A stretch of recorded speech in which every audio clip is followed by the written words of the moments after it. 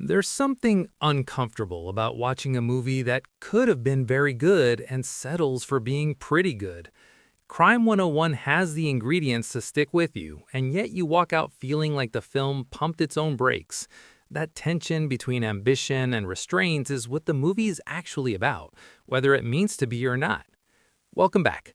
Today we're talking about Crime 101, the new film from Bart Layton, arriving with some serious names attached: Chris Hemsworth, Mark Ruffalo, Halle Berry, Barry Keoghan, and the shadow of Don Winslow, the crime writer whose work gives the film its source material. Winslow is the author behind The Power of the Dog and The Cartel, so his name alone carries weight in certain circles.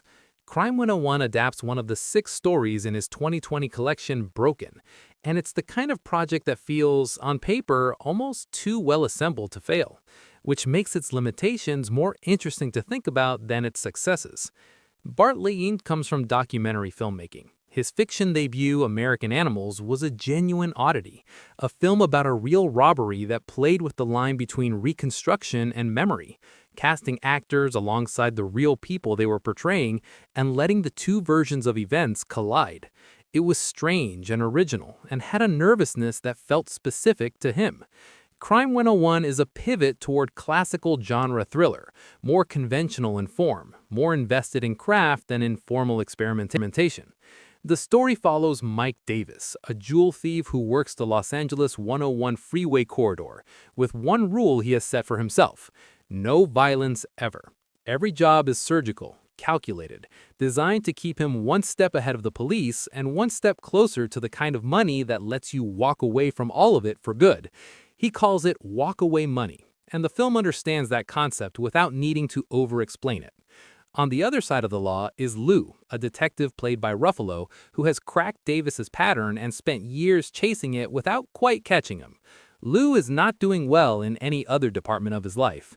His relationship is falling apart, his body is giving him signals he's ignoring, and he's the kind of cop who believes in doing things right in a system that has mostly stopped rewarding that. Between Davis and Lou is Sharon, an insurance executive played by Halle Berry, who has spent years waiting for a promotion that never materializes, watching less qualified people get handed what she's earned, and whose professional life ends up crossing into the case in a way the film takes some time to develop. The fourth corner is Orman, a rival thief played by Barry Keoghan, whose approach to the work is everything Davis's is not: impulsive, escalating, indifferent to the no violence rule. The expectations going in were reasonable. Nobody was waiting for a masterpiece, but with that cast and that director, something with genuine personality seemed like a fair expectation. And in large part, the film delivers on that. The trouble is, it also runs close to 2.5 hours and carries a tendency to stack layers that don't always earn their place in the runtime. Layton films with an openly acknowledged Michael Mann influence, and it shows in the best ways and one or two limiting ones. Eric Wilson's cinematography works in metallic, nocturnal tones, that blue and gray palette we associate with American urban thrillers from the 90s and early 2000s. Heat is the obvious reference, and Collateral lurks somewhere in the DNA too.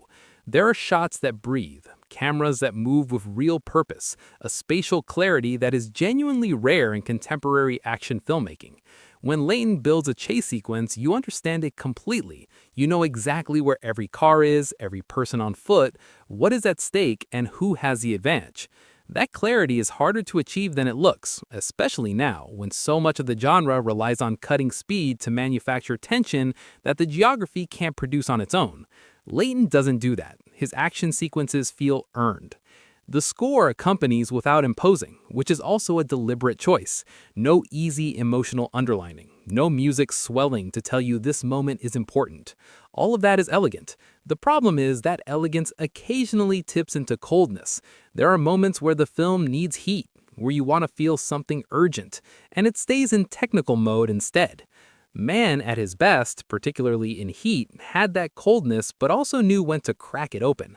Crime 101 is less sure about when to let go. The performances work within their limits and sometimes push past them. Ruffalo does something here that's close to what he did in the series Task, a worn-down, methodical cop whose professional ethics are the habits it with a specific kind of honesty that keeps it from feeling mechanical. You believe this man's fatigue. Hemsworth builds Davis as someone who has chosen containment as a strategy for living, a man who shows nothing because showing something costs you. That works for most of the film. His best moments are the ones that let something slip through, an unexpected wry comment, a gesture that almost becomes a smile, a beat where the natural charisma surfaces before he pulls it back. Those instants are brief, and they're the most interesting thing Davis has going for him. Barry gets less to work with than she deserves, and that's a genuine problem. Her arc is conceptually the richest in the film, a woman who has played by every rule and watched the rules protect everyone but her, who at some point makes a decision about where her loyalty actually belongs. The film sets that up clearly enough and then doesn't fully follow through on it.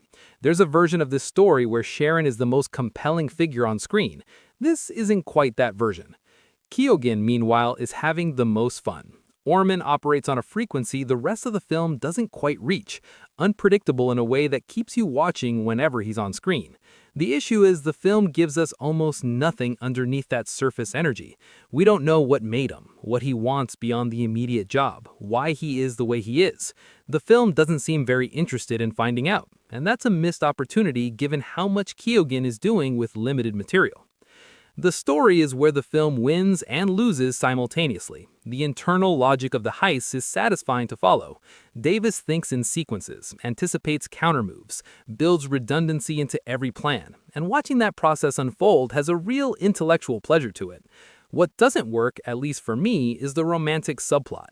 Davis has a love interest who is meant to add emotional dimension to a character who is otherwise almost entirely opaque.